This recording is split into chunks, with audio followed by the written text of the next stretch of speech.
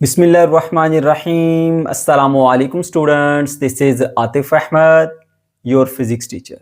प्यारे बच्चों, आज की इस वीडियो में हम सॉल्व करने जा रहे हैं numerical problems chapter number 6 11th class physics national book foundation. Start करते हैं जी हम प्रॉब्लम नंबर 6.1 से। इस क्वेश्चन में कहा जा रहा है the settling speed of small fog droplet in air is found to be 2.98 millimeters per second. Find out radius of the droplet. The coefficient of viscosity of the air is 1.9 multiplied by 10 raised to power minus 5 kilogram per meter per second. बेटा इस question में ना आपको एक जो fog का droplet है उसकी सेटलिंग स्पीड बताई जा रही है, जो कि बेसिकली उसकी टर्मिनल वेलोसिटी होती है।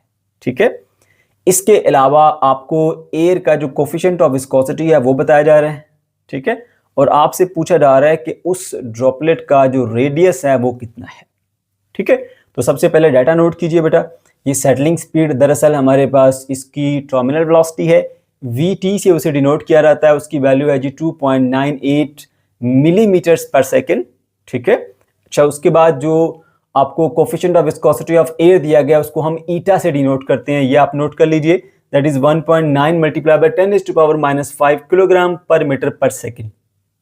ठीक है, अच्छा जी, और रेडियस आपको मालूम करना है तो यहां पर आप आर की वैल्यू जो है लिख के आर उसके सामने क्वेश्चन मार्क बना दीजिए। अब बेटा आपने आना है इसके सोल्यूशन के ऊपर। अब इस क्वेश्चन को देखते ही आपको आइडिया हो गया होगा कि हमने यहाँ पे जो टर्मिनल वेलोसिटी है उसका कॉन्सेप्ट इस्तेमाल करना है। ये बेटा उसका फार्मूला होता है vt is equal to 2 time rho G R square by 9 eta. ठीक है बेटा, तो आपने क्या करना है, सबसे पहले यहाँ पे फार्मूला लिख देना है जी। vt is equal to 2 rho G R square divided by 9 eta. अब देखो बेटा, यहां पर आपको जो चीज रिक्वायर्ड है वो है आर, रेडियस रिक्वायर्ड है। ठीक है, तो ये सिंपल सा असूल है कि जिस चीज की वैल्यू मालूम करनी होती है उसको हम इक्वल के एक तरफ करते हैं, बाकी तमाम चीजें दूसरी तरफ ले जाते हैं। तो हम ऐसा करेंगे यहाँ पे कि आर स्क्वायर को इधर ही रखेंगे और बाकी तमाम चीजें दूसरी तरफ ले जाएंगे। 9 और ईटा ये दोनों आर स्क्वायर के साथ डिवाइड हो रहे हैं, इक्वल के इस तरफ आके मल्टीप्लाई हो जाएंगे 9 और साथ में ईटा और साथ में वी टर्मिनल वेलोसिटी। इसके अलावा 2 रो और जी ये दोनों आर स्क्वायर के साथ मल्टीप्लाई हो रहे हैं, उस तरफ जाके हो जाएंगे बेटा डिवाइड। ठीक है, तो यहाँ पे आप लिख देंगे जी 2 रो और ये जी। ठीक है, 2 भी नीचे आ गया, ये रो भी नीचे आ गई और ये जी भी नीचे आ गया। ठीक है, तो इधर आपके पास कह रहा है कि बेटा आर का स्क्वायर। अब आपको तो वैल्यू आर की चाहिए, आर के स्क्वायर की वैल्यू तो नहीं चाहिए, इसलिए दोनों तरफ फिर आपको स्क्वायर रूट लेना पड़ेगा। तो जब आप दोनों तरफ स्क्वायर रूट लेंगे तो इधर आर रह जाएगा और इधर बेटा आपके पास ये रिलेशन बन जाएगा 9 time eta into terminal velocity divided by 2 rho जी। ठीक है, अब हमने इन तमाम वैल्यूज को यहाँ पे पुट करना है। अब इसके अंदर ये जो आपके पास रो है ये डेंसिटी है। ठीक है, और याद रहे कि आपका जो फॉग ड्रॉपलेट है वो बेसिकली आपके पास एक वाटर ड्रॉपलेट ही होता है और वाटर की जो डेंसिटी है वो आपको याद रखनी पड़ेगी यहाँ पे, इसलिए क्वेश्चन में दी नहीं गई। मैंने यहाँ पे बताया 1000 किलोग्राम पर मीटर क्यूब बेटा ये वाटर की डेंसिटी होती है, ये आपने खुद से याद रखनी है इस क्वेश्चन के अंदर। ठीक है, अच्छा जी, अब आपने क्या करना है, इसके अंदर वैल्यूज को पुट करना है। मैं वैल्यूज पुट करता हूँ। तो बेटा ये हमने सारी वैल्यूज इसके अंदर पुट कर ली, लेकिन एक चीज का आपने ख्याल करना है कि ये जो आपको टर्मिनल वेलोसिटी दी गई है ये 2.98 मिलीमीटर पर सेकंड में दी गई है, और ये जो मिली है ना बेटा, मिली एक प्रीफिक्स है जिसकी वैल्यू होती है 10 raised to power minus 3। आप सिंपली उसकी वैल्यू पुट कर देंगे तो पीछे आपके पास मीटर पर सेकंड ही बच जाएगा। ठीक है, तो यहाँ पर आप देखें जब मैंने टर्मिनल वेलोसिटी की वैल्यू पुट की है तो मैंने 10 की पावर -3 यहाँ पर लिखा। ठीक है, तो ये बेसिकली इस मिली की वैल्यू थी। जब ये आप तमाम वैल्यू इसके अंदर पुट करेंगे उसके बाद फिर आप कैलकुलेटर का इस्तेमाल करेंगे और कैलकुलेटर से बेटा आपको इसकी वैल्यू मिलेगी आर की। आर इज इक्वल टू 5.0989 और भी अगर डिजिट्स है वो मैंने लिखे नहीं है, 10 raised to power -6 क्योंकि ये आपके पास एक लेंथ ही है तो यूनिट इसका मीटर्स में आएगा। ठीक है, अब आपने इसको थोड़ा सा राउंड ऑफ करके लिखना है। यहाँ से इसको यूं लिख सकते हैं कि 5.1 अगर आप सिर्फ एक डिजिट तक रखें। ठीक है, तो आपकी मर्जी है जहां तक भी आप टर्मिनेट करें, ऐसे भी आंसर ठीक है। तो यहां तक कर लेते हैं, बुक के मुताबिक यहां तक किया हुआ है। इससे नेक्स्ट डिजिट जो है वो बेटा आपके पास ग्रेटर देन 5 हो तो इसको आप एक बढ़ा देते हो, तो 0 में 1 ऐड करेंगे तो आपके पास 1 हो जाएगा। 5.1 multiply by 10 raised to power -6 metre, ये बेटा आपके पास रेडियस आ जाएगा। न्यूमेरिकल नंबर 6.2 पे आ जाइए। Water is flowing at the velocity of 2 metre per second through a hose with an internal diameter of 1.6 centimetre. बेटा एक होज में से पानी फ्लो करता हुआ जा रहा है, उसकी जो वेलोसिटी है वो 2 मीटर पर सेकेंड है और उसका जो इंटरनल डायमीटर है वो है 1.6 centimetre. Okay, A what is flow rate in litre पर सेकेंड। अब वहां से जो पानी फ्लो करता हुआ जा रहा है उसका वॉल्यूम फ्लो रेट पूछा जा रहा है, वो भी लीटर्स पर सेकेंड में। Okay, b fluid velocity in hose nozzle is 15 metre per second, what is nozzles inside diameter. अब उस होज के सामने एक नोजल भी है, ठीक है, और उस नोजल में से जिस वेलोसिटी से फ्लूइड बाहर आ रहा है वो वेलोसिटी है आपके पास 15 मीटर पर सेकेंड, आपको बता दी गई है, और उस नोजल का इंटरनल डायमीटर जो है वो आपको मालूम करना है। ठीक है बेटा, ये वो होज है, ये उसके सामने नोजल है, ठीक है, इसका डायमीटर D1, उसका डायमीटर D2, इधर से जो वेलोसिटी है फ्लूइड की वो V1 है, उधर से जो वेलोसिटी है फ्लूइड की बेटा वो V2 है। ठीक है, ओके अब इस क्वेश्चन के अंदर बेसिकली जो कॉन्सेप्ट इस्तेमाल करना है बेटा वो हमने इस्तेमाल करना है concept of equation of continuity, मैंने यहाँ पर मेंशन किया है। अब इक्वेशन ऑफ कंटिन्यूटी के बारे में हम बड़ी डिटेल से बात कर चुके हैं, हमने इसका सारा कॉन्सेप्ट सीखा। उसका जो मैथमेटिकल एक्सप्रेशन था बेटा वो ये था A1 V1 is equal to A2 V2, ठीक है, जिसको हम यूं लिख सकते हैं product of area and velocity remains constant for ideal fluid. ठीक है, अच्छा, और आइडियल फ्लूइड के लिए हमने इसकी एक और फॉर्म लिखी थी इक्वेशन ऑफ कंटिन्यूटी की, वो थी आपके पास volume flow rate is constant. ठीक है, ये वाला पॉइंट भी हमने सीखा था इक्वेशन ऑफ कंटिन्यूटी के लास्ट में, delta V by delta T is equal to constant. बेटा ये है वो वॉल्यूम फ्लो रेट जिसको हमने अभी मालूम करना है। ठीक है, तो delta V by delta T की वैल्यू हमने करनी है मालूम, और वो तो इक्वल होती है कांस्टेंट के। अब ये तो कोई ऐसा फॉर्मूला बन नहीं रहा कि जिसके अंदर वैल्यूज पुट करके हम इसकी वैल्यू को मालूम करें, लेकिन अगर आप ऊपर देखें कि जो ये कांस्टेंट की वैल्यू है वो एरिया और वेलोसिटी की प्रोडक्ट से मिल जाते हैं। तो अगर आप इस कांस्टेंट के लिए परेशान है तो इसकी जगह पे आप ये लिख सकते हैं A इंटू बी, यानी इन दोनों को कंबाइन करके हमने एक नई इक्वेशन बना दी, delta V by delta T volume flow rate is equal to A into V, यानी product of area and velocity. ठीक है बेटा, तो स्टार्ट करते हैं जी। सबसे पहले आपने डाटा नोट कर लेना है, एक वेलोसिटी V1 जो कि होज वाली है, फिर एक वेलोसिटी V2 जो कि नोजल वाली है, वो आपने नोट कर लेनी है 2 मीटर पर सेकंड, और दूसरी है 15 मीटर पर सेकंड। उसके अलावा डायमीटर ऑफ द होज जो है उसको D1 कह दीजिए 1.6 सेंटीमीटर में है, इसको मीटर में चेंज करेंगे तो 0.016 मीटर बन जाएगा, 100 से डिवाइड करोगे। ठीक है, और उसके बाद वॉल्यूम फ्लो रेट को delta V by delta T से शो करते हैं, तो वो लिखेंगे, उसके सामने क्वेश्चन मार्क बनाएंगे कि ये हमें मालूम करना है। और उसके बाद दूसरी चीज़ है जी पार्ट बी में डायमीटर मालूम करना है, उसको D2 कह दीजिए, वो बेटा हमने मालूम करना है। ठीक है, तो स्टार्ट करते हैं पार्ट ए से।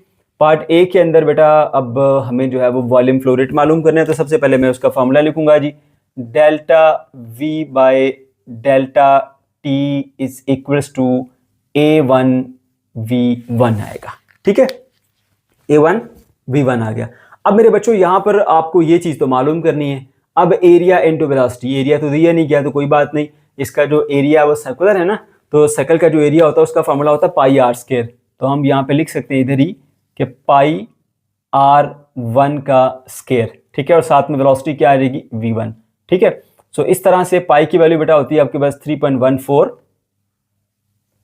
R1 जो है वो आपका रेडियस है, तो डायमीटर D1 जो है वो 0.016 मीटर है, इसको आप 2 से डिवाइड कर लेंगे तो आएगा आपके पास 0.008, और क्योंकि R का स्क्वायर है तो स्क्वायर आ जाएगा। वेलोसिटी आपके पास V1 2 मीटर पर सेकेंड है, 2 से मल्टीप्लाई कीजिए।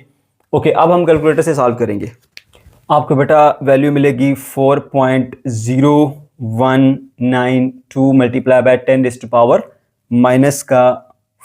ठीक है, वॉल्यूम फ्लो रेट है, ऊपर वॉल्यूम नीचे हमारे पास टाइम है, तो यूनिट आप इस तरह से लिख सकते हैं वॉल्यूम मीटर क्यूब, और नीचे टाइम बेटा आ गया आपके पास सेकंड में।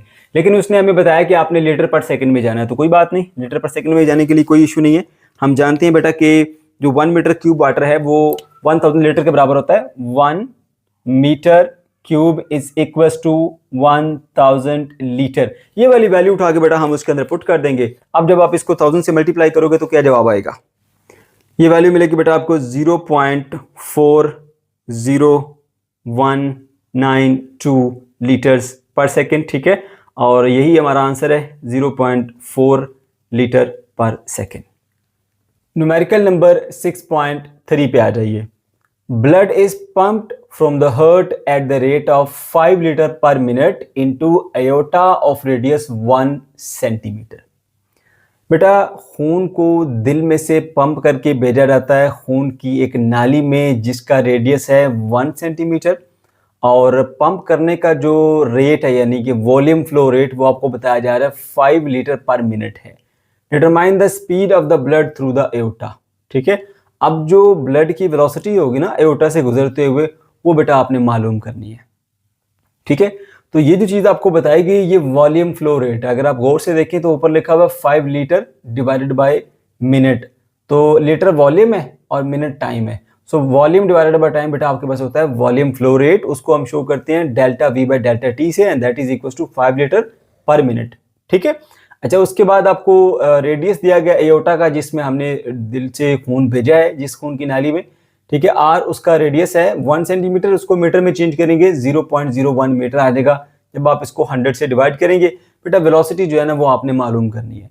इस क्वेश्चन के अंदर भी आप वही कंसेप्ट इस्तेमाल करेंगे जो आपने इससे प्रीवियस क्वेश्चन में इस्तेमाल किया था, इक्वेशन ऑफ कंटिन्यूटी वाला, that is a1 v1 is equal to a2 v2। ये आपकी मेन इक्वेशन होती है, इसको आप यूं लिखते हो ab is equal to constant. ठीक है, इसकी एक और फॉर्म जो है बेटा वो ये होती है कि volume flow rate is constant for ideal fluid, delta v by delta t is equal to constant. अब कांस्टेंट की वैल्यू कैसे मिलती है आपको, एरिया को वेलोसिटी से मल्टीप्लाई करते हैं तो मिलती है। तो यहाँ पे कांस्टेंट की जगह पे आपने लिख दिया ए बी, तो आपने रिलेशन बना लिया delta V by delta T is equal to A into B. ये वाला कॉन्सेप्ट बेटा आपने यहाँ पे इस्तेमाल करना है। ठीक है, तो मैं यहाँ पे इस्तेमाल करूंगा इसको जी, delta V by delta T is equal to area into velocity. ठीक है, अच्छा अब यहाँ पे वेलोसिटी जो है वो तो आपको मालूम करनी है लेकिन एरिया भी आपको पता नहीं है, तो आप क्या करेंगे थोड़ी सी चेंजिंग करेंगे, A V by delta T इसी तरह लिखेंगे और एरिया की जगह लिखेंगे जी हम पाई आर स्क्वायर, क्योंकि ये सर्कुलर शेप का होता है ये पाइप जिसके अंदर ब्लड को भेजा जा रहा है, तो उसका सर्कल का जो एरिया वो पाई आर स्क्वायर होता है। ठीक है, पाई आर स्क्वायर इंटू साथ में आएगा वेलोसिटी। अब बेटा आपके पास पाई की वैल्यू जो है वो भी होती है, आर रेडियस आपको दिया गया है, वेलोसिटी आपने मालूम करनी है, तो आप क्या करेंगे आप सिंपली ऐसा करेंगे कि v को इधर ही रखेंगे, पाई आर स्क्वायर जो इधर मल्टीप्लाई हो रहा था इधर आके डिवाइड हो जाएगा 1 divided by pi R square, और साथ में delta v by delta t, ये बेटा आपने यहाँ पे लिख लेना है। ठीक है, अच्छा अब आपने यहाँ पे वैल्यूज प्लग इन करनी है, लेकिन उससे पहले एक चीज का ख्याल कीजिए बेटा, ये जो आपको वॉल्यूम फ्लो रेट दिया गया ये दिया गया लीटर्स पर मिनट में, जो कि नहीं रिक्वायर्ड। आपने क्या करना है बेटा, इसको पहले चेंज कर लेना है कि इसके अंदर इसको आपने चेंज करना है मीटर क्यूब पर सेकेंड के अंदर। ठीक है, तो यहाँ साइड पे हम लिख लेंगे कि 5 लीटर पर मिनट। ठीक है बेटा, मैंने आपको ये चीज बताई थी कि 1 जो आपके पास 1000 लीटर होता है वो इक्वल्स टू होता है जी आपके पास 1 मीटर क्यूब के। ठीक है, 1 metre cube is equals to 1000 litre, और इसी तरह से अगर आप 1 लीटर को चेक करना चाहते हो कि वो कितने मीटर क्यूब के इक्वल होता है, तो 1000 इधर मल्टीप्लाई हो रहा है, इधर आके बेटा डिवाइड हो जाएगा ऐसे 1000 मीटर क्यूब। ठीक है, so 1 litre is simply equals to 10⁻³ भी लिख सकते हैं, वरना ऐसे लिखना तो ऐसे भी कर दो। ठीक है, तो बेटा ये जो आपका delta v by delta T है, ठीक है, इसको आपने जब चेंज करना है मीटर क्यूब पर सेकेंड में, तो आप ऐसे करेंगे 5 डिवाइडेड बाय 1000 करेंगे। समझ आ गई क्यों करेंगे हम, क्योंकि लीटर की वैल्यू सिंपली आपने पुट की जो कि 1 डिवाइडेड बाय 1000 मीटर क्यूब होती है, तो बेटा ये ऑटोमेटिकली आपके पास मीटर क्यूब में आ जाएगा लीटर से। उसके बाद फिर पर सेकंड चाहिए, तो मिनट में आपको पता है कि बेटा 60 सेकंड होते हैं, तो मिनट की जगह पे 60 सेकंड कर देंगे आप। तो इस तरह से 5 डिवाइडेड बाय ये आपके पास बनेगा जी 60,000, और ये मीटर का क्यूब पर सेकंड में आ जाएगा।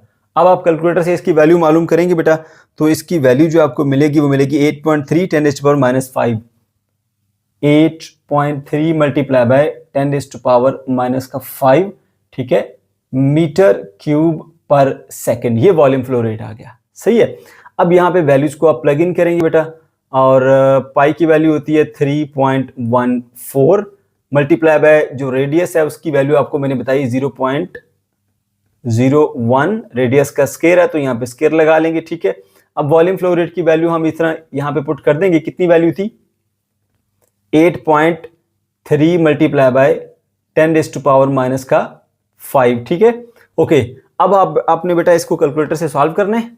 v इज इक्वल टू, इसकी जो वैल्यू निकल के आएगी बेटा कैलकुलेटर से वो आएगी 0.2643 मीटर्स पर सेकंड। ठीक है, लेकिन आपको जो बुक में आंसर दिया गया वो सेंटीमीटर पर सेकंड में है। सो आपको पता है मीटर से सेंटीमीटर में जाने के लिए क्या करेंगे, आप 100 से मल्टीप्लाई करेंगे।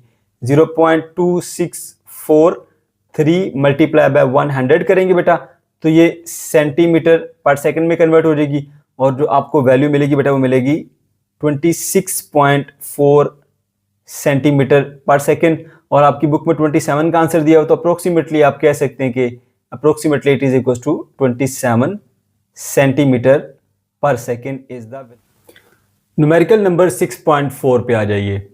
Water flows through a pipe whose internal diameter is 4 centimeter at the speed of 2 meter per second. What should be the diameter of the nozzle if the water is to emerge out with the speed of 4 meters per second? अब बेटा इस question में कहा जा रहा है कि पानी जो है वो एक पाइप से फ्लो करता हुआ आ रहा है जिसका इंटरनल डायमीटर जो है वो आपके पास 4 सेंटीमीटर है और वहां पर जो वेलोसिटी है वो 2 मीटर पर सेकंड है। ठीक है, और आपसे पूछा जा रहा है कि क्या डायमीटर होना चाहिए उस पाइप के सामने लगी हुई नोजल के ऊपर अगर उस नोजल में से जो पानी है वो 4 मीटर पर सेकंड की स्पीड के साथ बाहर आए।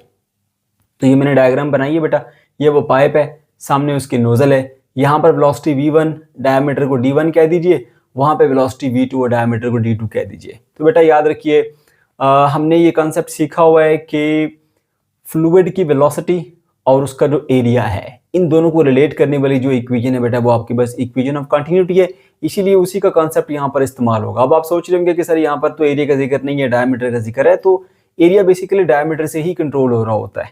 ठीक है, सो यहाँ पर हम इक्वेशन ऑफ कंटिन्यूटी का इस्तेमाल करेंगे। तो सबसे पहले डाटा लिखिए बेटा, d1 आपके पास 4 सेंटीमीटर है, उसको 100 से डिवाइड करें 0.04 मीटर्स आ जाएगा। इसी तरह से d2 आपने मालूम करना है, v1 velocity 2 metres per second है और v2 वेलोसिटी बेटा 4 मीटर पर सेकंड उसने यहाँ पे क्वेश्चन में आपको दी हुई है। ठीक है, तो इक्वेशन ऑफ कंटिन्यूटी का इस्तेमाल करेंगे, वो है आपके पास a1 v1 is equals to a2 v2।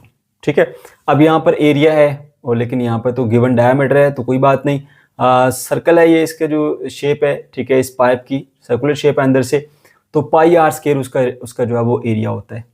Pi r1 का square into v1 is equals to pi r2 का स्केयर इंटू साथ में आएगा आपके पास बेटा v2। ठीक है, अब रेडियस नहीं चाहिए, डायमीटर चाहिए, तो diameter is half of the radius, sorry radius is half of the diameter, so pi ऐसे ही रहेगा, इसकी जगह पे लिख दीजिए d1/2 इसका स्क्वायर साथ में v1, इधर पाई इसी तरह से रहेगा, रेडियस r2 है तो ये d2 डिवाइडेड बाय 2 करेंगे उसका स्क्वायर और साथ में आ गया v2। ठीक है, सो पाई जो है वो यहाँ पाई से कैंसिल हो जाएगा, ये 2 का स्क्वायर नीचे और 2 का स्क्वायर इधर, ये दोनों आपस में कैंसिल हो जाएंगे बेटा, सिंपली यहाँ पर बचेगा d1 का square into v1 and that is equals to d2 का स्क्वायर इंटू v2। ये आपके पास एक सिंपल सा रिलेशन आ गया। ठीक है बेटा, और यहाँ पर आपको जो वैल्यू मालूम करनी है, किसकी वैल्यू मालूम करनी है, d2 की वैल्यू मालूम करनी है, तो d2 का स्क्वायर इधर ही रहिए और v2 उधर जाके डिवाइड कर दीजिए, d1 का square into v1 divided by v2 आ गया। ठीक है बेटा, अब आप दोनों तरफ स्क्वायर ले लीजिए क्योंकि आपको d2 की वैल्यू चाहिए, d2 के स्क्वायर की वैल्यू नहीं चाहिए। जब स्क्वायर लेंगे तो इधर से स्क्वायर रूट से कैंसिल हो जाएगा, चलो मैं लिख देता हूँ, ये से कट जाएगा और इधर आएगा आपके पास d1 का square v1 divided by v2। अब बेटा आपने जस्ट वैल्यूज को प्लग इन करना है और आपने आंसर निकालना है, तो यहाँ पर मैं लिख देता हूँ जी, तो बेटा ये वैल्यू आपको मिलेगी 0.0282। ठीक है, और साथ में लिख दीजिए इसका यूनिट मीटर्स क्योंकि ये डायमीटर है d2। ठीक है, लेकिन आपने जो इसका आंसर देना है बेटा वो आपने आंसर देना है जी सेंटीमीटर में, तो सेंटीमीटर के लिए क्या करेंगे, इसको आप 100 से मल्टीप्लाई कर लेंगे। ठीक है, 2.82 centimetre is the diameter. Numerical number 6.5, a hose lying on the ground has a water coming out of it at the speed of 5.4 meters per second। हॉज बेटा समझ लीजिए कि आपके पास एक पाइप है, वो ग्राउंड के ऊपर पाया जा रहा है और उसमें से जो पानी आ रहा है उसकी स्पीड है बेटा 5.4 metres per second. Okay, you lift the nozzle of the hose to a height of 1.3 metre above the ground. आपने क्या किया, उस पाइप का या उस होज का जो एक किनारा है जिसको हम नोजल कह रहे हैं उसको उठा के 1.3 मीटर की हाइट के ऊपर लेके चले गए। ठीक है, at what speed does the water now come out of the hose. अब उस होज में से पानी जो है वो किस स्पीड के साथ नीचे आएगा। ठीक है, ये हमें मालूम करना है। तो सबसे पहले आप जो उसकी इनिशियल कंडीशन थी जब उसकी ग्राउंड के ऊपर पाइप पाया जा रहा था, ठीक है, उस वक्त उसकी वेलोसिटी v1 कह दीजिए 5.4 मीटर पर सेकंड, और क्योंकि ग्राउंड पर है तो हाइट को इस वक्त आप 0 मानेंगे।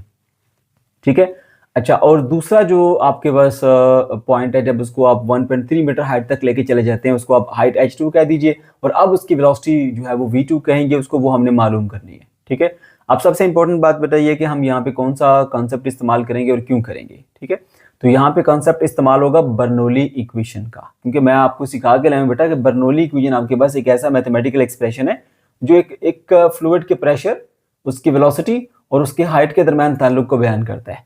ठीक है, उसको स्टडी करने के लिए इन तीन चीज़ों का जो ताल्लुक है वो स्टडी करने के लिए हम बर्नौली इक्वेशन का कॉन्सेप्ट इस्तेमाल करते हैं। अब आपके माइंड में क्वेश्चन आया होगा कि सर हमने इक्वेशन ऑफ कंटिन्यूटी क्यों नहीं अप्लाई की यहाँ पे। बेटा, इक्वेशन ऑफ कंटिन्यूटी जो है वो एरिया और वेलोसिटी के ताल्लुक को आपस में बताती है, लेकिन यहाँ पर अगर आप गौर करें तो वेलोसिटी और हाइट का ताल्लुक आपने बताना है कि हाइट को हमने चेंज किया, वेलोसिटी में क्या चेंज आएगा। तो हाइट और जो वेलोसिटी है उन दोनों का ताल्लुक बेटा आपको बर्नौली इक्वेशन बताती है। ये वो बर्नौली इक्वेशन है बेटा। ठीक है, इसको हम यूं भी लिखते हैं, इसके अंदर एक प्रेशर वाली टर्म है, एक आपके पास ये वेलोसिटी वाली टर्म है, एक आपके पास ये हाइट वाली टर्म है। ठीक है, तो सिंपल वे में यानी आपको सिर्फ याद करने के लिए या समझने के लिए आसानी हो तो हमने ये इक्वेशन लिखी होती है। टेक्निकली इक्वेशन ठीक नहीं है, मैंने इसलिए साथ में मेंशन किया है, इसको आप नोट नहीं करेंगे। सिर्फ मैंने लिखा है P term plus V, velocity वाले टर्म प्लस हाइट वाले टर्म, ये आपके पास कांस्टेंट रहती है। ये असल में इन टर्म्स के नाम है। ठीक है, सो यहाँ पे आप देख सकते हैं कि वेलोसिटी और हाइट को रिलेट करने वाली जो इक्वेशन है वो आपके पास बेटा बर्नौली इक्वेशन है। ये रीजन है कि हम यहाँ पर बर्नौली इक्वेशन का इस्तेमाल करेंगे। तो चलिए जी स्टार्ट करते हैं। सबसे पहले मैं यहाँ पे लिखता हूँ जी Bernoulli equation, P1 plus 1/2 rho V1 का square plus rho GH1 and that is equals to P2 plus 1/2 rho V2 का स्केयर प्लस रो GH2। ये आ गया हमारी बर्नौली इक्वेशन। ठीक है बेटा, अब मैं आपको एक चीज पहले बता दूं जो कि आपके लिए प्रॉब्लम बन सकती है। बेटा इसके अंदर ना 3 वेरिएबल है, एक प्रेशर है, एक वेलोसिटी और एक हाइट है। ठीक है, अब यहां पर इस क्वेश्चन के अंदर अगर देखा जाए वेलोसिटी तो हमें मालूम करनी है, चलो वो हमारा अननोन फैक्टर आ गया। दूसरी चीज है हाइट, हाइट हमें दी गई है, एक 0 है, एक आपके पास जो है वो 1.3 मीटर है। तीसरा फैक्टर बेटा आपके पास प्रेशर का। ठीक है, तो मेरी बात याद रख लो बेटा कि एक इक्वेशन के अंदर अगर एक अननोन है तो उसको आप डील कर सकते हो, मालूम कर सकते हो। अगर मोर देन 1 अननोन हो तो आप मालूम नहीं कर सकते। अब प्रेशर के बारे में कोई बात यहाँ पर नहीं की गई ना। ठीक है, तो जब भी ऐसा कोई क्वेश्चन आ जाएगा आपके पास तो आपने फिर एज्यूम करना है कि इसमें जो दोनों तरफ प्रेशर है उसको कोई डिफरेंस नहीं है। ठीक है, ये ट्रिक है, ट्रिक। अब कंसेप्ट क्या है बेटा कि इसका जो ये वाला एंड है और वो वाला एंड, दोनों जो एंड है नोजल, इसकी ये वाली साइड कह लें या वहां पर नोजल कह लीजिए, दोनों end open to the air है। जब ये ओपन टू द एयर होते हैं तो उस सिचुएशन के अंदर जो है वो आपके पास जो एटमॉस्फेरिक प्रेशर है वो अप्लाई होता है और वो तमाम डायरेक्शन में एक जैसा होता है और एक उसकी वैल्यू होती है।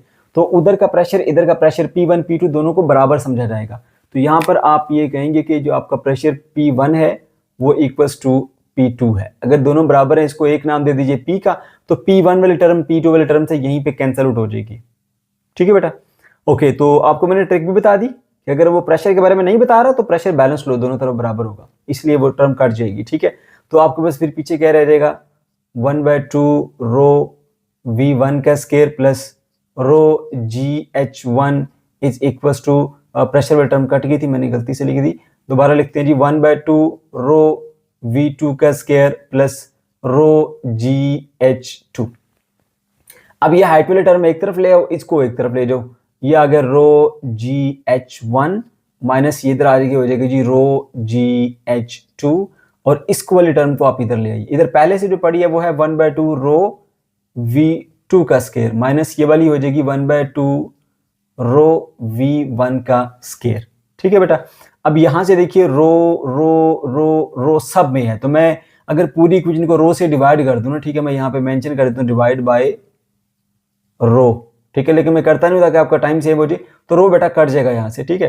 तो आपके पास क्या रह जाएगा जी, GH1 minus GH2 is equal to 1/2 V2 का स्केयर माइनस 1/2 V1 का स्केयर आ गया, ठीक है बेटा।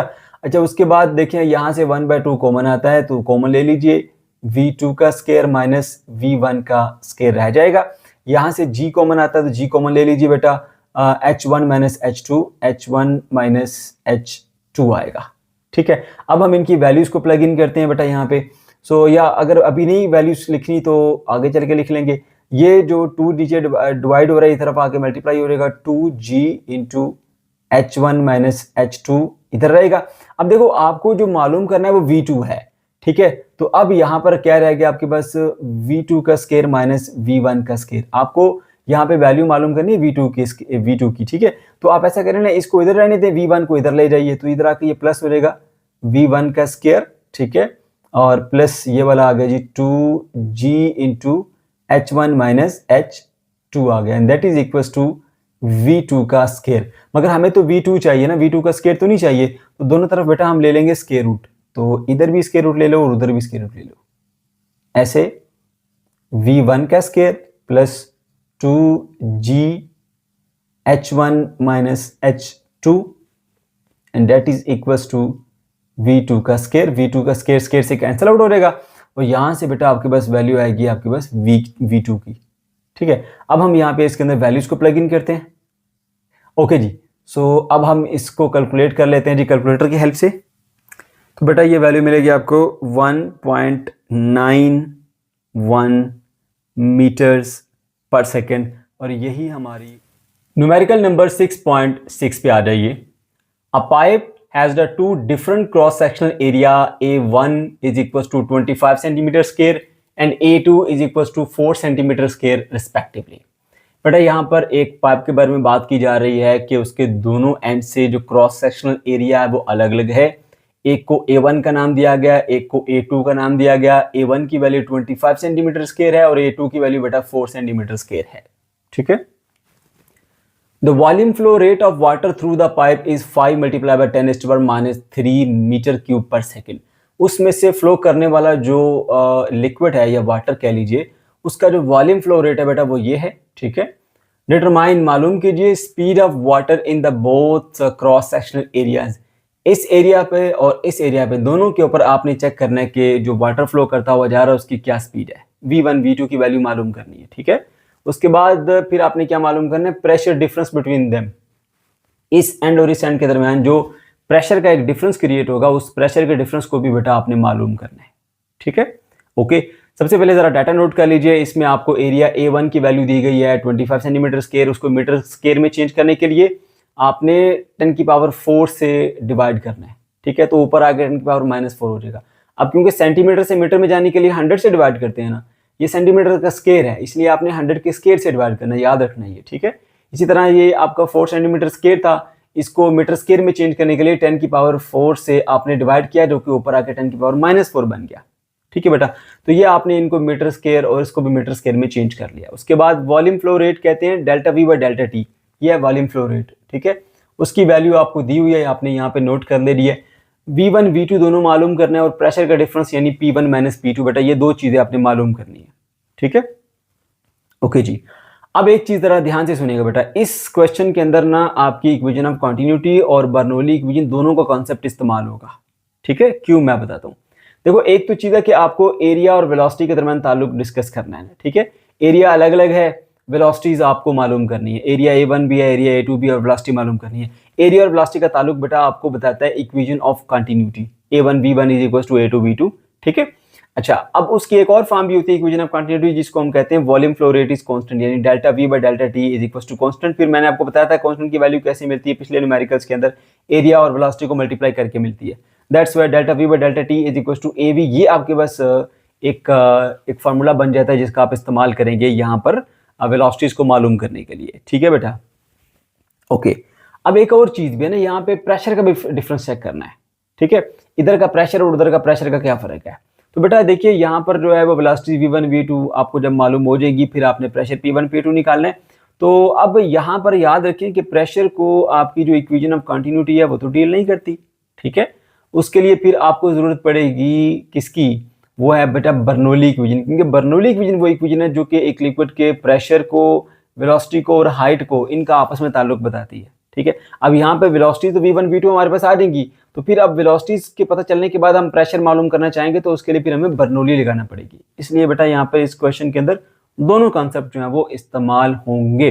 तो यहाँ से स्टार्ट करेंगे हम इक्वेशन ऑफ कंटिन्यूटी से, और सबसे पहले बेटा v1 v2 की वैल्यूज को हम मालूम कर लेते हैं। देखिए आपके पास जो फार्मूला है वो मैंने बता दिया, a1 v1 यानी एरिया और वेलोसिटी की जो प्रोडक्ट है वो आपके पास वॉल्यूम फ्लो रेट की इक्वल होती है delta v by delta t, ठीक है बेटे।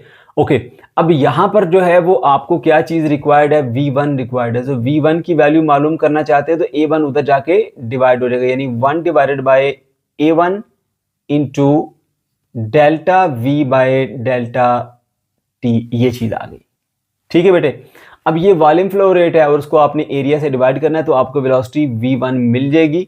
सो इस तरह से क्या करेंगे, वॉल्यूम फ्लो रेट बेटा उसकी वैल्यू वॉल्यूम फ्लो रेट की क्या है, ये है आपके पास 5 multiply by 10 raise to power -3, ठीक है, और डिवाइडेड बाय एरिया A1 की वैल्यू आपने कन्वर्ट की हुई होगी यहाँ पर, ये देखिए ये लिखी हुई है जी आपके पास 25 multiply by 10 raise to power -4, ठीक है। आप इन दोनों को डिवाइड करेंगे तो आपके पास जो v1 की वैल्यू है वो आ जाएगी, कितनी आएगी, 2 मीटर्स पर सेकेंड। इसी तरह से बेटा अब आपने v2 निकालनी है तो उसके लिए अब यही रिलेशन दोबारा से आप इस्तेमाल करेंगे, और अब की बार आप एरिया A2 ले लीजिए और वेलोसिटी उसकी v2 ले लीजिए, ये भी आपके पास उसी वॉल्यूम फ्लो रेट की इक्वल आएगी delta v by delta t, ठीक है बेटा। ओके जी, तो अब यहाँ पर आपको वैल्यू मालूम करनी है बेटा v2 की, तो उसके लिए A2 इधर आके डिवाइड हो जाएगा 1/A2 into delta v by delta t, ठीक है। ओके जी, सो v2 इसी तरह से रहा, और यहाँ पे आपके पास ये वॉल्यूम फ्लो रेट है और ये डिवाइडेड बाय एरिया, तो वॉल्यूम फ्लो रेट की वैल्यू हमारे पास है 5 multiply by 10 raise to power -3, और डिवाइडेड बाय एरिया A2 की वैल्यू है हमारे पास 4 multiply by 10 raise to power -4, ठीक है। अब हम इन दोनों को डिवाइड करेंगे, v2 is equal to 12.5 metres per second. तो ये बेटा आपके पास दो वैल्यूज तो आ गई, एक का आपका आंसर यहाँ पे ओके हो गया कि v1 की वैल्यू 2 मीटर पर सेकेंड और v2 की वैल्यू बेटा आपके पास आ गई है 12.5 मीटर्स पर सेकेंड। अब इसके दूसरे पार्ट के ऊपर आ जाइए, वहां पे बेटा आपने प्रेशर का डिफरेंस मालूम करना है। तो प्रेशर के डिफरेंस के लिए फिर आपको मजबूरी है बर्नौली लगाना पड़ेगी, क्योंकि बर्नौली ही प्रेशर को डिस्कस करती है, कंटिन्यूटी प्रेशर को डिस्कस नहीं करती। तो अब उसका जो पार्ट बी है, ये वाला सारे का सारा क्या था, पार्ट ए था, पार्ट ए। अब आप आ जाएंगे बेटा पार्ट बी के ऊपर, पार्ट बी, ठीक है।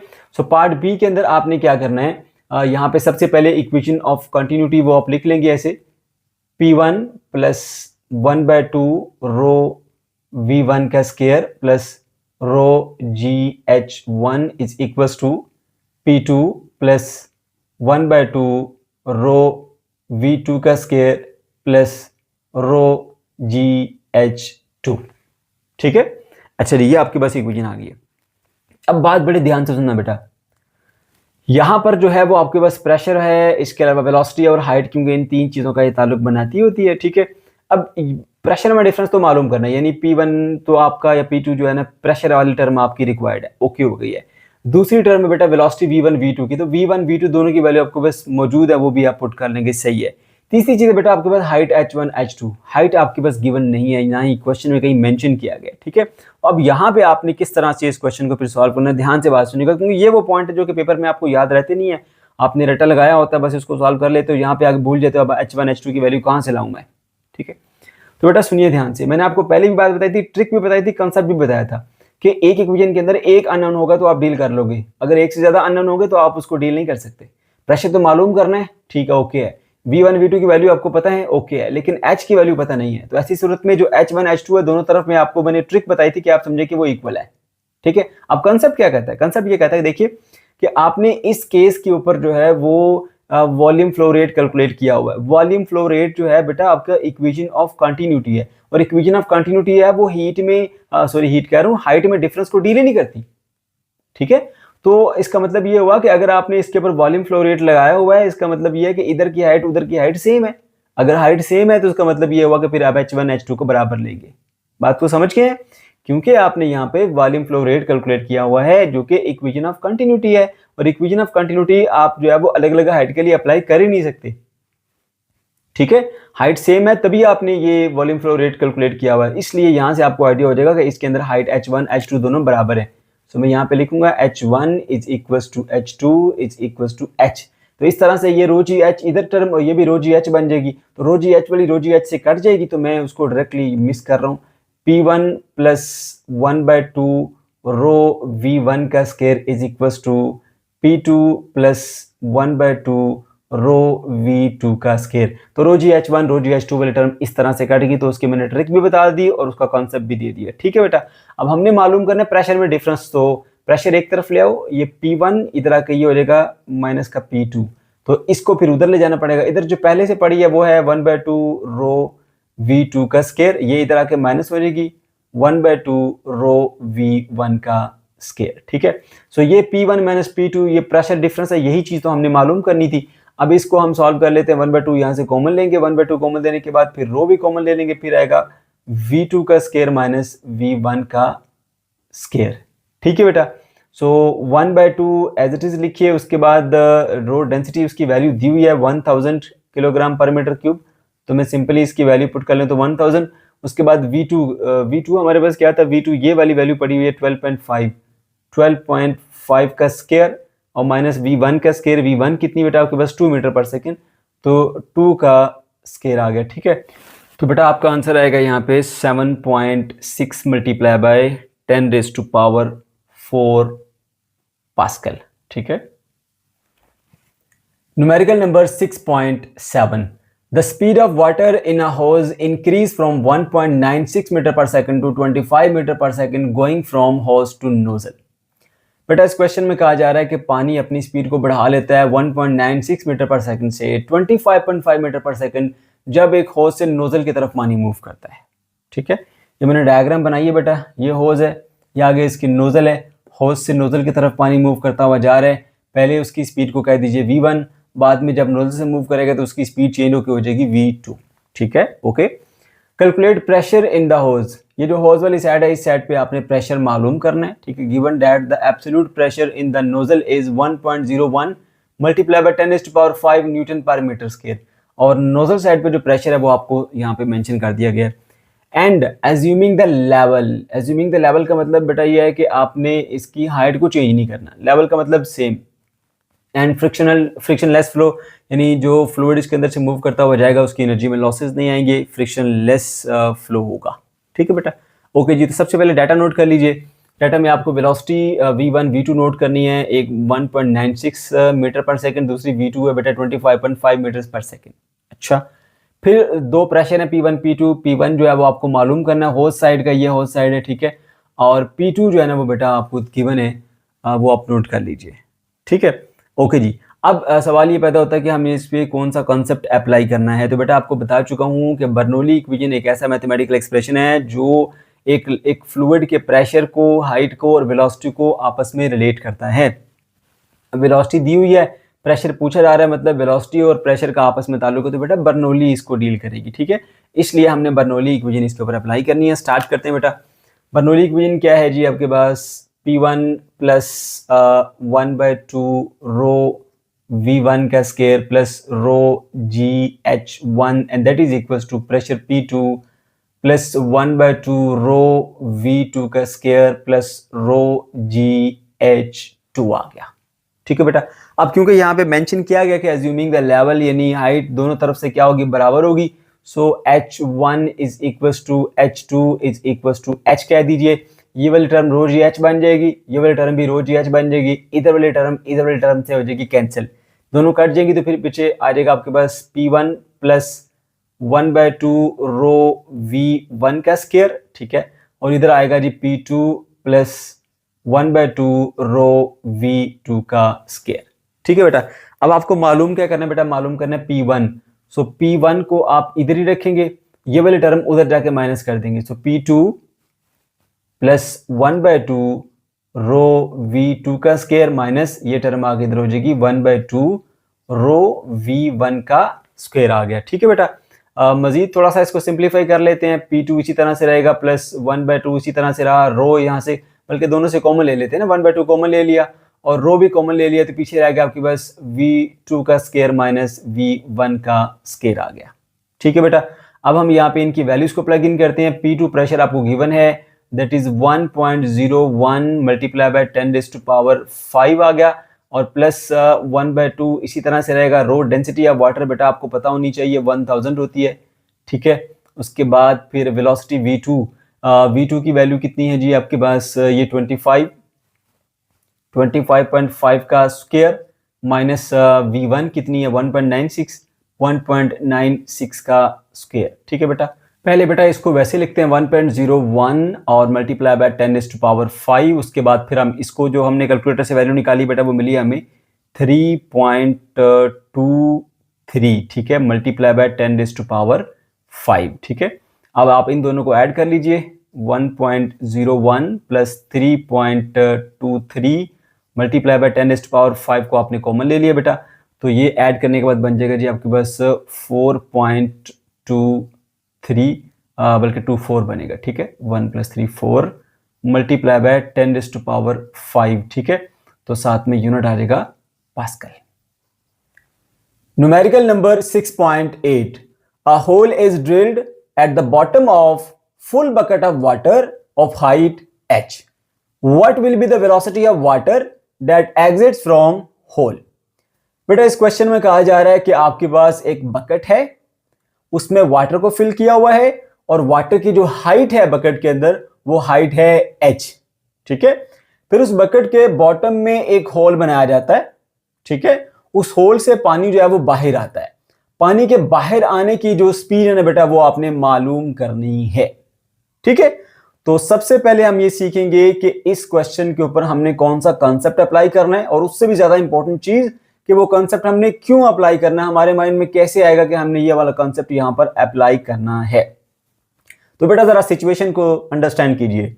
ये आपके पास वो बकेट है, ये इसका एक तरफ का एरिया है, ये यहां पर होल बनाया है, ये दूसरा एरिया है, एक ये एरिया और दूसरा ये एरिया, ये दो अलग अलग एरियाज हैं और ये वाला एरिया जो है वो ग्राउंड से एक हाइट h1 पर है और जो नीचे वाला एरिया है वो ग्राउंड से एक हाइट h2 पर है। अब क्योंकि बिल्कुल बॉटम में है तो h2 को हम 0 ले रहे हैं और जितनी वाटर की हाइट है, ठीक है, उतनी हाइट पे उतनी डेप्थ पे ऑलमोस्ट हमने ये होल बनाया हुआ है क्योंकि बॉटम है ना, तो h1 जो है वो आपके पास h के इक्वल है और जो h2 है वो ग्राउंड के ऊपर होने की वजह से उसको हमने 0 माना है।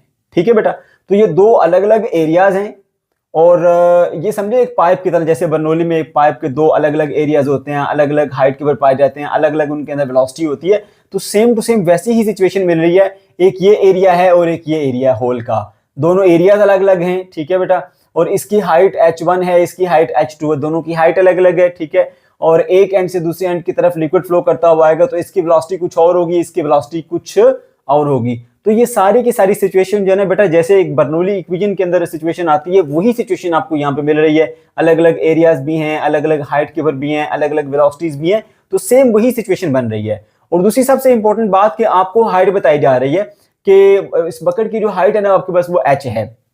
अब उससे आपने खुद गेस किया कि इसके इस वाले एरिया और इस वाले एरिया की हाइट क्या बनती है, h1 जो है वो h के बराबर है और h2 क्योंकि बॉटम पे है वो वाला पॉइंट जो है नीचे वाला ये जो होल है तो इसलिए उसकी हाइट 0 ले ली। तो हाइट आपको बता दी गई है और वेलोसिटीज आपसे पूछी जा रही हैं। और बर्नौली इक्वेशन आपके पास वो इक्वेशन है जो कि एक फ्लूइड की वेलोसिटी, उसके प्रेशर और उसकी हाइट को रिलेट करती है। अब क्योंकि बेटा यहाँ पे वेलोसिटी और हाइट का ताल्लुक मालूम करना है, इस वजह से यहाँ पे हमने बर्नौली का कंसेप्ट अप्लाई किया है। ये बातें मैं आप लोगों को क्यों बताता हूँ बेटा कि आप लोग जब क्वेश्चन सॉल्व करते हैं एट द टाइम, अभी तो आपको समझ आ जाती है, आप लोग कर लेते हैं, लेकिन जब आप लोग पेपर में जाते हैं तो आपको ये समझ नहीं आ रही होती कि आप इस पे कंसेप्ट अप्लाई करना कौन सा है। तो असल जो चीज सीखने वाली है, जो कंसेप्ट सीखने वाला, वो ये है कि आपका माइंड खुद से इस चीज को प्रिडिक्ट करे कि अब आप यहाँ पे कौन सा कंसेप्ट अप्लाई करने जा रहे हैं। ठीक है, क्वेश्चन तो 1 मिनट में आपको सॉल्व करा दूं, कोई मुश्किल क्वेश्चन है ही नहीं है, लेकिन मेन चीज ये है कि आपका माइंड ट्रेन करना है कि आपको पता चले कि अब आपको क्या करना है नेक्स्ट। सिचुएशन को देख के आपका माइंड खुद ही प्रेडिक्ट करे कि मुझे क्या करना है, बजाय इसके कि आपने रटे लगाए हो न्यूमेरिकल के इस तरह के क्वेश्चन में हम ऐसे करेंगे, इस तरह के क्वेश्चन में हम ऐसे करेंगे। ठीक है बेटा, तो मैंने आपको उसके पीछे की लॉजिक और रीजन बता दी है। सो आपने इसको एनालाइज करते हुए डाटा लिखा, एक हाइट h1 है उसको हमने h कह दिया, दूसरी हाइट h2 उसको हमने 0 कह दिया। ठीक है, सिचुएशन को एनालाइज करके कहा क्योंकि जो दूसरा वाला होल था वो बिल्कुल बॉटम में किया है और उसकी हाइट ग्राउंड से फिर 0 ले लेंगे। ठीक है, और जो पहला वाला था एरिया ये वाला, इस एरिया की ग्राउंड से हाइट h1 जिसको हम h कह देते हैं, जो इस वाटर की हाइट है इस बकेट के अंदर वही इसकी हाइट होगी h1। ठीक है, h2 0, v2 बेटा हमने यहाँ पे मालूम करनी है, v1 वो वेलोसिटी जिसके साथ फ्लूइड इस एंड से इधर आ रहा है और v2 वो वेलोसिटी जिस एंड से यहाँ से वो बाहर जाएगा। ठीक है, तो हमने यहाँ पे इसको देख लिया कि बर्नौली इक्वेशन को अप्लाई करना है, तो वही इक्वेशन यहाँ पे हम अप्लाई करेंगे, p प्लस 1/2 रो v1 का square plus rho gh1 is equal to p2, यहाँ पे p1 लिखना चाहिए था, p2 प्लस 1/2 रो v2 का स्क्वायर और प्लस रो GH2 आ गया। ठीक है बेटा, अब सबसे पहले एक चीज देखिए कि यहां पर इसके अंदर तीन चीजें मैं बार बार बताता हूं कि ये प्रेशर, वेलोसिटी और हाइट को रिलेट करती है। अब इसके अंदर जो वेलोसिटी वाले टर्म्स है वो तो चलिए हमें मालूम करनी है, उसको हम छोड़ देते हैं, और जो हाइट है वो हमें यहाँ पर बताई जा रही है। ठीक है, गिवन में है, बट प्रेशर के बारे में कोई जिक्र नहीं किया गया। तो आपको ट्रिक भी बताई थी बेटा कि जो चीज आपको मिसिंग है इस इक्वेशन के अंदर नहीं बताई जा रही, उसको आप दोनों तरफ बैलेंस लेंगे। लेकिन यहाँ पर इस पर्टिकुलर केस के अंदर देखें, ये वाला फेस वाटर का और ये वाला जो फेस है वो दोनों ओपन टू द एयर हैं, तो जब वो ओपन टू द एयर होंगे तो उसके ऊपर जो है वो एटमॉस्फेरिक प्रेशर अप्लाई होगा, और एटमॉस्फेरिक प्रेशर तमाम डायरेक्शन से इक्वली अप्लाई होता है। तो यहाँ पर जो P1 है आपके पास बेटा, P1 वो बराबर होगा P2 के ऊपर, इसको आप P कह सकते हैं। इसलिए जो P1 वाली टर्म है इधर से वो P2 वाली टर्म के साथ कैंसल आउट हो जाएगी, क्योंकि दोनों जो है वो एटमॉस्फेरिक प्रेशर है और दोनों तरफ से बराबर अप्लाई होते हैं, इसलिए आपके पास बेटा ये वाली टर्म जो है वो कट जाएगी। इसके अलावा यहाँ पर जो वेलोसिटी v1 है जिसके साथ इस वाले एरिया से पानी नीचे मूव करता है, ठीक है, वो वेलोसिटी जो है वो बहुत ही ज्यादा स्मॉलर है एज कंपेयर टू v2। यानी जिस स्पीड के साथ पानी यहाँ से बाहर आता है और जिस स्पीड के साथ पानी ऊपर से नीचे आता है, ये दोनों में बहुत ज्यादा फर्क है। आप खुद भी इस चीज को एनालाइज कर सकते हैं कि आपके घर में अगर एक टैंकर पड़ा हुआ है छत पे, उसमें आप छोटा सा होल बना दें तो टैंकर में जो पानी ऊपर से नीचे आ रहा है उसकी स्पीड बहुत ही कम होती है एज कंपेयर टू जिस स्पीड के साथ पानी यहाँ होल से बाहर आ रहा होता है। इसलिए जो v1 की वैल्यू है वो वेरी वेरी स्मॉलर है, मच स्मॉलर कह सकते हैं आप with respect to v2। That's why ये हम क्या करेंगे, इसको हम निग्लेक्ट करेंगे कि v1 जो है वो इक्वल टू क्या है, 0 है। ठीक है, इतनी कम स्पीड है, इतनी कम स्पीड है v2 के मुकाबले में कि हम उसको 0 कंसीडर करते हैं। अक्सर आपने फील भी किया होगा कि आपको फील ही नहीं होता कि पानी ऊपर से नीचे लेवल टैंकी का जा भी रहा है या नहीं जा रहा, जबकि उसमें से वो जो होल है उसमें से पानी बड़ी स्पीड के साथ बाहर आ रहा होता है। ठीक है बेटा, तो इसलिए यहाँ पे हम जो है वो v1 को 0 कंसीडर करेंगे। तो देखिए ये 1/2 को अब आप यूं ही लिखेंगे, रो इसी तरह से आएगी, v1 की वैल्यू बेटा हम यहाँ पे 0 पुट कर देंगे और प्लस रो gh1, h1 की वैल्यू क्या बेटा h है तो मैं रो gh कर दूंगा इसको। ठीक है, and that is equals to, ये वाला प्रेशर खत्म होगी टर्म, ये 1/2 ये रो और v2 का स्क्वायर, या मैं लिख देता हूँ जी v2 का स्क्वायर प्लस रो H2। अब H2 जो है वो आपके पास क्या है, 0, क्योंकि H2 आपके पास ये वाला जो एरिया है ना, ये छोटा होल का एरिया, उसकी हाइट है ग्राउंड से। अब क्योंकि बिल्कुल बॉटम में हमने वो होल रखा है तो इसलिए उसकी हाइट नहीं है आपके पास बेटा, 0 हाइट है। सो इसलिए यहाँ पे जो H2 है वो आपके पास क्या हो जाएगा, 0 हो जाएगा। ठीक है बेटा, ओके जी, उसके बाद आगे बढ़ते हैं जी। अब ये टर्म पूरी की पूरी 0 होगी तो आपके पास आया rho GH is equals to 1/2 rho v2 का स्क्वायर, और ये वाली टर्म भी क्या होगी आपके बेटा, बिल्कुल 0 हो गई है। ठीक है, ये भी 0 हो गई और ये वाली टर्म भी 0 हो गई। अब ये बन गया आपके पास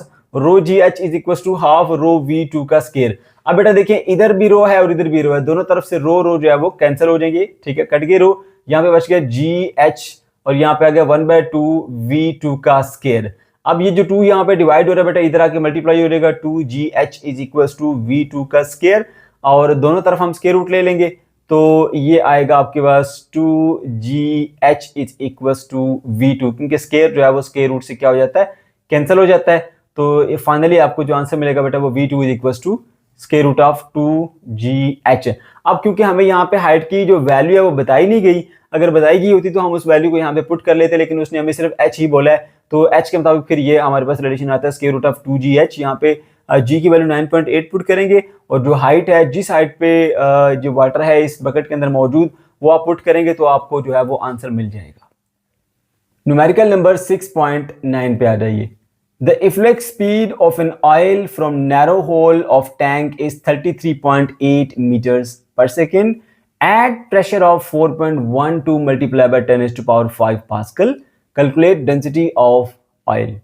बेटा इस क्वेश्चन में कहा जा रहा है कि एक टैंकर के अंदर मौजूद होल में से ऑयल जिस स्पीड के साथ बाहर आता है वो है 33.8 मीटर पर सेकेंड, जिसको हम इफ्लक्स स्पीड कहते हैं।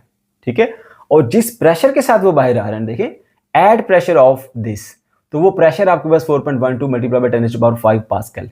कैलकुलेट डेंसिटी, डेंसिटी आपने मालूम करनी है। तो सबसे पहले डाटा नोट कीजिए बेटा, speed of efflux v is equal to 33.8 metre per second, और जो प्रेशर की वैल्यू जिस प्रेशर से वो बाहर आ रहा है वो है 4.12 multiply by 10⁵ pascal. Density rho हमें मालूम करनी है। ठीक है बेटा, यहां पर जो कॉन्सेप्ट आप इस्तेमाल करेंगे बेटा वो है डायनेमिक प्रेशर का। अब बहुत सारे बच्चों को डायनेमिक प्रेशर के बारे में नॉलेज नहीं होता, तो पहले मैं थोड़ा सा उसके बारे में बता देता हूँ, ठीक है, ताकि आपका कॉन्सेप्ट क्लियर हो जाए। बेटा प्रेशर जो है ना, एक होता है स्टैटिक, एक होता है डायनेमिक प्रेशर। जो स्टैटिक प्रेशर होता है ना, वो लिक्विड की हाइट की वजह से या उसकी पोजीशन की वजह से जो प्रेशर होता है ना, उसको हम बोलते हैं ये स्टैटिक प्रेशर है। ठीक है, और जो डायनेमिक प्रेशर होता है बेटा वो लिक्विड की मोशन की वजह से होता है। जिस वेलोसिटी के साथ वो मूव करता हुआ आ रहा है ना, उसकी उस वेलोसिटी की वजह से, उस मोशन की वजह से जो प्रेशर बिल्ड होता है बेटा, उसको बोलते हैं डायनेमिक प्रेशर। अब यहाँ पे वो क्लियरली बता रहे हैं कि जो उसकी बाहर आने की जो वेलोसिटी है वो 33.8 मीटर पर सेकंड है, और इस प्रेशर के साथ वो बाहर आ रहा है, तो ये उसका डायनेमिक प्रेशर है। ठीक है, वो प्रेशर जो लिक्विड का उसकी मोशन की वजह से आ जाता है। ठीक है, ओके। तो बेटा उसका फॉर्मूला होता है kinetic energy per unit volume.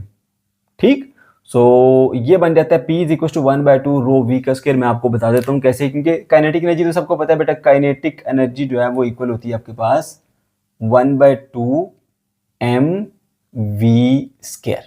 ठीक है, और अगर आप उसको वॉल्यूम से डिवाइड कर लें, ठीक है, मैं इधर चले v लिख देता हूँ थोड़ा सा टर्न करके, सो मैस डिवाइडेड बाय वॉल्यूम बन जाती है बेटा आपके पास डेंसिटी। तो kinetic energy per unit volume बन गया डायनेमिक प्रेशर, और 1/2 इसी तरह से आ गया, और m/v यानी मैस बाय वॉल्यूम बन जाती है आपके पास डेंसिटी रो, और वेलोसिटी v उसी तरह से रही। So dynamic pressure is equal to 1/2 rho v का स्क्वायर। ये वाला कॉन्सेप्ट बेटा आपने यहाँ पे इस्तेमाल करना है। तो मैं यहाँ पे लिखूंगा P is equal to 1/2 rho v square. लेकिन फिर भी अगर किसी बच्चे को इसको समझने में मुश्किल आती है तो उसका एक और भी हल है। देखो ये v आपको बताएगी स्पीड ऑफ इफ्लक्स, तो चुप करके आप उसका फॉर्मूला लिखो, v is equal to square root of 2gh। अच्छा, प्रेशर की बात की गई, प्रेशर ऑफ लिक्विड का फॉर्मूला तो जेन में होगा, रो जी एच होता है, सिंपल जो उसका फॉर्मूला होता है रो जी एच। ठीक है, तो आप ऐसा करो, मैं यहाँ पे लिखता हूँ जी v is equal to 2gh, और प्रेशर के इस फॉर्मूले से p is equal to rho G H से ना मैं h की वैल्यू निकालता हूँ, h is equal to pressure divided by rho G, और ये वाली वैल्यू उठाकर मैं यहाँ पुट कर देता हूँ। सो v इज इक्वल टू बन जाएगा आपके पास 2g, और h की जगह पे आ गया प्रेशर डिवाइडेड बाय रो जी, ये आ गया। अब g से कट जाएगा, सो v इज इक्वल टू आ गया बेटा आपके पास यहाँ पे 2, और ये आ गया p, और यहाँ पे क्योंकि g तो g से कट गया था, डिवाइडेड बाय आ गया रो, ये आ गया। अब आप दोनों तरफ इसके ले लीजिए स्क्वायर। जब आप दोनों तरफ स्क्वायर लेंगे ना बेटा, तो ये बनेगा v square and that is equal to 2p divided by rho. आपको रो की वैल्यू चाहिए, rho is equal to v square, नीचे आ जाएगा 2p डिवाइडेड बाय v का स्क्वायर। ठीक है, ये आपके पास वो रिलेशन बन के आता है। वो बेसिकली इसी की रीअरेंजमेंट अब मैं आपको दिखाता हूँ। ये देखिएगा, हमने रो निकालनी है ना, तो 2 यहाँ डिवाइड हो रहा है, इधर आके मल्टीप्लाई हो जाएगा। ठीक है, इधर आ गया आपके पास रो v का स्क्वायर। ओके, अच्छा, हमें रो चाहिए, v स्क्वायर इधर मल्टीप्लाई हो रहा है, इधर आके डिवाइड हो जाएगा, तो 2p डिवाइडेड बाय v का स्क्वायर। तो जो रिलेशन आपको यहाँ चाहिए ना, इन तीनों को आपस में रिलेट करने वाला, यानी rho is equal to 2p by v का स्क्वायर, वही रिलेशन यहाँ से मिल जाता है, rho is equal to 2p by v का स्क्वायर। तो ज्यादा अच्छा ये है बेटा कि डायनेमिक प्रेशर का कॉन्सेप्ट इस्तेमाल कीजिए। कौन सा ये मुश्किल चीज है, मैंने आपको समझा दिया ना, kinetic energy per unit volume को कहते हैं डायनेमिक प्रेशर। ठीक है, तो बस सीधा सीधा फॉर्मूला लिखिए, उसके अंदर वैल्यूज पुट करें, आपको आंसर मिल जाएगा। अब 2 इसी तरह से आएगा, प्रेशर जो है उसकी वैल्यू दी हुई है 4.12 मल्टीप्लाई बाय 10⁵, और डिवाइडेड बाय वेलोसिटी का स्क्वायर, वेलोसिटी है 33.8, तो उसका स्क्वायर ले लेते हैं, that is equal to density rho. अब बेटा कैलकुलेटर में आपने ये तमाम वैल्यूज पुट करनी है और आंसर निकालना है। 721.3 kg per meter cube. That is the density of this oil. Numerical number 6.10 पे आ जाए. If the speed of air across the top and bottom of small aeroplane wing is 30 meter per second and 20 meters per second respectively. बेटा इस question में बात हो रही है एक एरोप्लेन की और कहा जा रहा है कि एरोप्लेन का जो विंग है ना उससे ऊपर की जो वेलोसिटी है और उससे नीचे की वेलोसिटी यानी टॉप की वेलोसिटी और बॉटम की वेलोसिटी वो है 30 metre per second and 20 metre per second respectively. ठीक है, तो हम डाटा में नोट कर लेते हैं कि जो ऊपर वाली वेलोसिटी है v1 that is 30 metre per second और जो नीचे वाली वेलोसिटी है that is v2 20 metre per second. ठीक है, अच्छा और क्या बताया जा रहा है? Calculate pressure difference between top and bottom. अब इस विंग से ऊपर और इस विंग से नीचे जो प्रेशर का डिफरेंस है वो आपने कैलकुलेट करना है.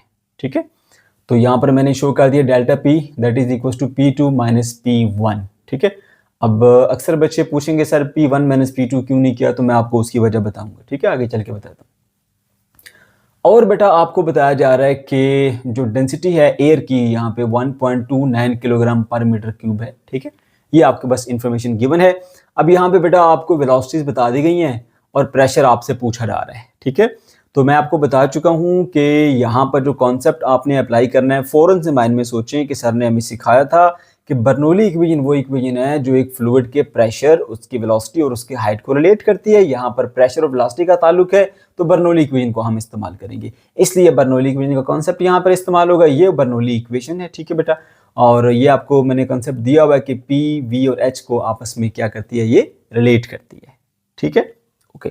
सो हम यहाँ पे इस क्वेश्चन में भी बर्नौली इक्वेशन ही इस्तेमाल करेंगे.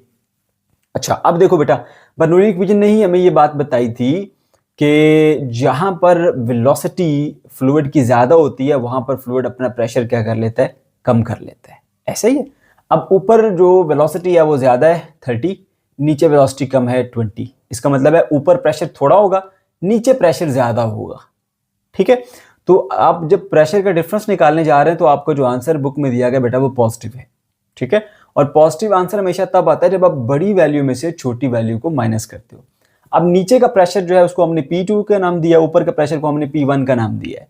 तो आप बड़ी वैल्यू में से छोटी वैल्यू निकालेंगे यानी P2 में से P1 को माइनस करेंगे तो आपको आंसर पॉजिटिव मिलेगा.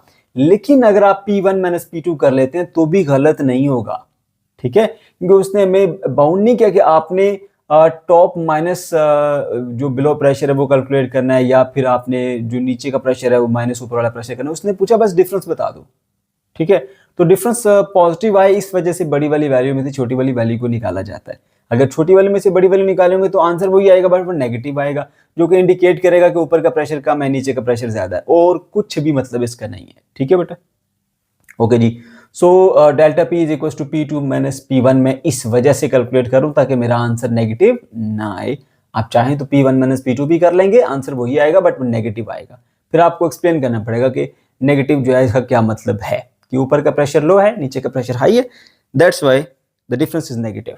चलो जी, अब आ जाते हैं बर्नौली के कॉन्सेप्ट के ऊपर. लगाते हैं जी P1 प्लस 1/2 रो V1 का square plus rho GH1 is equal to pressure P2 plus 1/2 rho V2 का स्क्वायर प्लस रो GH2 आ गया. ठीक है बेटा, अब बर्नौली तो रिलेट करती है तीन चीजों को, प्रेशर को, वेलोसिटी को और हाइट को. अब इसके अंदर वेलोसिटी तो आपके पास गिवन है, ओके हो गया एक फैक्टर. दूसरा प्रेशर वो आपको मालूम करना है, ओके हो गया, दूसरा हमारा रिक्वायर्ड है. तीसरा हाइट का क्या कर लें अब यहाँ पे, तो मैं आपको बार बार बता चुका हूँ बेटा कि एक इक्वेशन के अंदर अगर एक से ज्यादा अननोन हो तो आप उस किसी एक की वैल्यू को भी मालूम नहीं कर सकते. यहाँ पर भी आपके पास 3 अननोन है, वेरिएबल्स होते हैं प्रेशर, वेलोसिटी और हाइट वाला.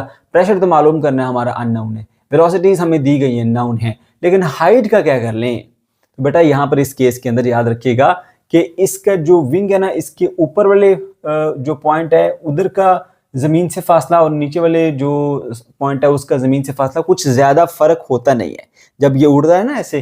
ठीक है, बहुत ज्यादा हाइट के ऊपर है प्लेन, तो अब देखिए ग्राउंड से इस विंग के ऊपर की हाइट और ग्राउंड से विंग के नीचे की हाइट ना ऑलमोस्ट इक्वली होती है, बहुत थोड़ा सा फर्क होता है उसके अंदर.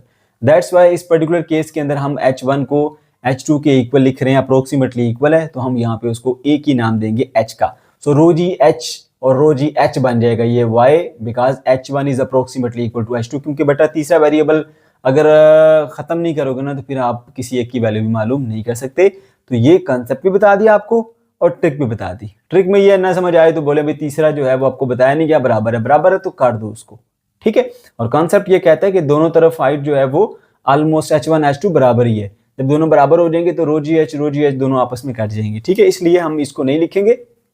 यहाँ पे एक बात बता देंगे कि H1 is approximately equal to H2, ठीक है। सो आप इसको H कह देंगे, ये वाली टर्म इस वाली टर्म से कैंसिल आउट, पीछे क्या रह गया P1 प्लस 1/2 रो V1 का स्क्वायर, और इधर क्या रह गया P2 प्लस 1/2 रो V2 का स्क्वायर आ गया।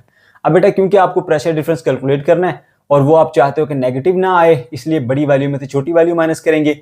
सो P2 माइनस P1 में इसको यहाँ पे लेके आ गया, इसको उधर भेजना पड़ेगा फिर 1/2 और रो V1 का स्क्वायर इधर पहले से मौजूद है, ये टर्म इधर आके माइनस हो जाएगी 1/2 रो V2 का स्क्वायर।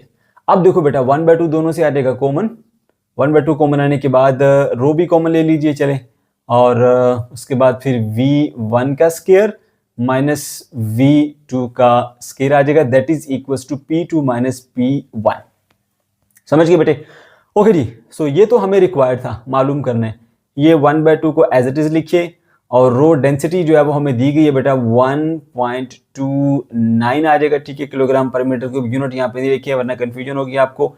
V1 कितनी थी, 30 का स्क्वायर आ जाएगा हमारे पास, माइनस V2 है बेटा 20, तो 20 का स्क्वायर आ जाएगा, ठीक है, and that is equals to P2 minus P1। अब बेटा आपने क्या करना है, कैलकुलेटर का इस्तेमाल करना है, उसके अंदर ये तमाम वैल्यूज पुट करनी है, ठीक है। तो कैलकुलेटर जो है वो आपको आंसर देगा जी 322.5, साथ में यूनिट लिखिए प्रेशर का pascal. So P2 minus P1 is equal to 322.5 pascal. Numerical number 6.11. An empty meteorological balloon has weight 80 Newton. How much maximum content the balloon can lift beside its own weight if it is filled with 10 meter cube hydrogen? Density of hydrogen is 0.09 kilogram per meter cube and density of air is 1.3 kilogram per meter cube. बेटा ये जो meteorological balloon होते हैं ना, ये भेजे जाते हैं फिजा में वेदर अपडेट्स के लिए, ठीक है। और बताया जा रहा है कि अगर सिर्फ एम्प्टी बलून का वेट चेक किया जाए तो वो 80 न्यूटन है, ठीक है। How much maximum content the balloon can lift, वो कितना कंटेंट ज़्यादा से ज़्यादा ऊपर लेके जा सकता है बिसाइड इट्स ओन वेट, अपने वेट के अलावा। If it is filled with 10 metre cube hydrogen, अगर आप उसके अंदर 10 मीटर क्यूब हाइड्रोजन को फिल कर दें। हाइड्रोजन एक हल्की गैस है, अगर आप इसके अंदर भर देंगे तो डेंसिटी लो होने की वजह से ये ऊपर की तरफ उठ जाएगा, फिजा की तरफ ऊपर जाएगा, ठीक है। जैसे बच्चों के बलून आपने देखे होते हैं, साथ में एक धागा बांधा होता है, अगर आप धागे को छोड़ दें तो बलून सीधा ऊपर जाता है, क्योंकि उसके अंदर जो हवा भरी जाती है उसकी डेंसिटी लो होती है बाहर वाली हवा के मुकाबले में, इसलिए वो फिर फ्लोट करता है और ऊपर की तरफ जाता है। इसी तरह से इस बलून के अंदर जब एयर को फिल किया जाता है, वो भी हमारे पास कौन सी गैस फिल की जाती है, हाइड्रोजन गैस को, तो वो हल्की होती है बाहर एयर के मुकाबले में, तो ये भी ऊपर की तरफ अपलिफ्ट होता है, ठीक है। तो अब आपसे ये पूछा जा रहा है कि कितना कंटेंट ये ऊपर की तरफ लेके जा सकता है अपने वेट के अलावा, ठीक है बेटा। तो उसमें फिर हम ये देखेंगे सबसे पहले कि इसके ऊपर कितनी अपथ्रस्ट फोर्स लगती है, ठीक है। जितनी अपथ्रस्ट फोर्स लगती है ना, उसमें से इसका वेट आप निकाल देंगे, तो बाकी जो आंसर आएगा ना बेटा, ये वो कंटेंट होगा जी ये ऊपर लेके जा सकता है, ठीक है। तो डाटा नोट करते हैं। सबसे पहले हम लिखते हैं डेंसिटी ऑफ एयर, जो उसने बताई है 1.3 kilogram per metre cube. Density of hydrogen gas मैंने रो H लिखा है, H स्टैंड फॉर हाइड्रोजन, ठीक है। ये बेटा 0.09 किलोग्राम पर मीटर क्यूब है, और weight of the balloon, W weight के लिए और B बलून, ठीक है। सो उसका एम्प्टी बलून का वेट जो है वो 80 न्यूटन है। अच्छा, अब उसके अंदर जो आपने गैस भरी है और उसका वॉल्यूम बन गया 10 मीटर क्यूब, ये वॉल्यूम ऑफ द गैस है, यही वॉल्यूम ऑफ द बलून भी है, ठीक है, ओके। और मालूम क्या करना है कि maximum content that can be uplifted beside its weight, weight के अलावा जो कंटेंट ऊपर ले जा सकता है उसको मैंने W से डिनोट कर दिया, ठीक है बेटा, ओके। तो जो बात आपको मैंने बताई है बेटा वही आपने काम यहाँ पे करना है। सबसे पहले आप निकाल लीजिए अपलिफ्ट कि कितनी अपथ्रस्ट फोर्स लगती है आर्किमिडीज प्रिंसिपल का इस्तेमाल करते हुए, और फिर आप इसका जो वेट है उसमें से वो माइनस कर दीजिए, तो बाकी जो आंसर आएगा ना बेटा ये वो कंटेंट होगा जो ये ऊपर लेके जा सकता है। ठीक है, ओके। सो हमने ऐसा किया कि पहले यहाँ पे टोटल वेट निकाल दिया। पहले बता दें जी, बॉडी का जो एम्प्टी वेट है वो 80 न्यूटन है। इसके अंदर गैस फिल नहीं थी तब 80 न्यूटन था। जब आपने इसके अंदर 10 जो है वो मीटर क्यूब गैस फिल कर दी है तो उस गैस का भी तो वजन होगा ना, तो वो भी पहले मालूम कर लो। तो ये एम्प्टी था, जब उसमें आपने गैस फिल कर दी तो ये वेट ऑफ हाइड्रोजन है। WH stand for weight of hydrogen gas. तो वेट का फॉर्मूला होता है M × G। मैथ तो नहीं दिया गया हमें, तो कोई बात नहीं, डेंसिटी तो दी गई है, वॉल्यूम तो दिया गया है।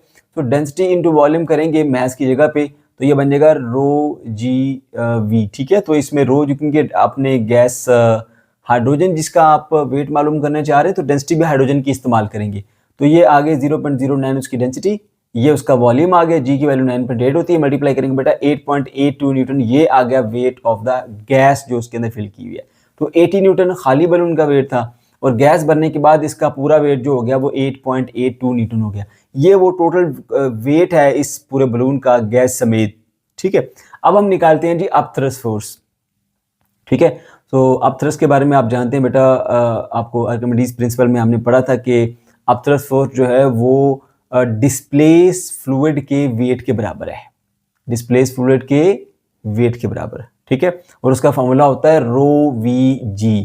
अब ये जब हवा में आएगा तो जो हवा है वहाँ से इतनी जो है ना वो डिस्प्लेस हो जाएगी जिस जगह पे ये बलून आएगा। जैसे आप लिक्विड के अंदर कोई ऑब्जेक्ट इमर्स करते हैं ना, तो उतना उतना वॉल्यूम लिक्विड का ना उस लेवल से ऊपर चला जाता है, जिसको हम डिस्प्लेस लिक्विड कहते हैं। इसी तरह से जब इसके अंदर गैस भरेंगे ना तो ये जब फैलेगा तो जो हवा है उसको भी डिस्प्लेस करेगा साइडों पर। ठीक है, तो डिस्प्लेस एयर का वॉल्यूम भी इसके वॉल्यूम के बराबर ही होगा, तो उससे हम अपथ्रस्ट निकालेंगे। अपथ्रस्ट का फॉर्मूला होता है फिजिकल ρVg। अब क्योंकि एयर डिस्प्लेस हुई है तो एयर की डेंसिटी यहाँ पे लिखेंगे 1.3, और वॉल्यूम जो है वो जितना जितना इसका वॉल्यूम होता है बलून का उतने ही फ्लूइड को वो डिस्प्लेस कर पाता है, तो इसका वॉल्यूम भी 10 ही कंसीडर किया जाएगा। ठीक है, क्योंकि जितना इसका वॉल्यूम होता है उतना वो फ्लूइड को डिस्प्लेस करता है, उतना वॉल्यूम। ठीक है, तो यहाँ पे 10 आ गया और जी की वैल्यू 9.8 आ जाएगी। इस तरह से बेटा तीनों को मल्टीप्लाई करेंगे तो 127.4 न्यूटन ये आपके पास अपलिफ्ट आ गई जो अपथ्रस्ट लगेगी उसके ऊपर। ठीक है, अब जो इसके ऊपर अपथ्रस्ट लगती है वो 127.4 न्यूटन है, उसमें से इसका अपना वेट 80 न्यूटन है। ठीक है, और जो गैस फिल की है उसका 8.82 न्यूटन है, तो ये दोनों जो है उसमें से आप माइनस कर दें। ठीक है, तो ये W को मैंने बताया हुआ, W वो कंटेंट है जो अपने वेट के अलावा ये अपलिफ्ट करता है।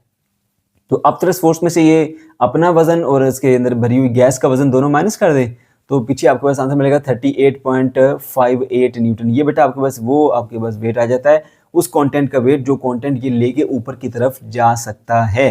तो मैंने यहाँ पे मेंशन किया था, maximum content beside on weight can be uplifted is 38.5 Newton.